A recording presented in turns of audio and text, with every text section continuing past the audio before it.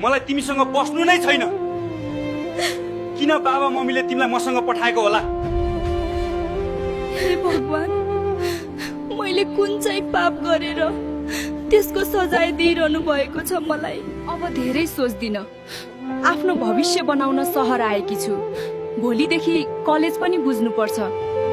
सरिता अब आफ्नो जिन्दगीमा केही गरेर अघि बढ्न चाहन्छ। अब एकछिनमा रेडी भएर कलेज नै बुझ्न जानुपर्छ। हे भगवान, आज सबै राम्रो भइदियोस्। नयाँ सहरमा सरिता अनजान छिन्, तै पनि आफ्नो भविष्य बनाउन ट्याक्सीमा चढेर कलेज बुझ्न जान्छन्। श्रीमानलाई पनि भनिनु, रिसाउला कि भनेर। अब कलेजमा बुझेपछि भन्नु पर्ला। सर, मलाई बीबीएमा एडमिसन गर्नु छ। के गर्नुपर्छ? हुन्छ, फर्म भरिदेऊ। सरिता एडमिसन गरेर आफ्नो रुमतिर लाग्छ। तर अब के होला त? उसको श्रीमानले उसलाई पढ्न दिन्छ त? के लाग्छ तपाईलाई? कमेन्ट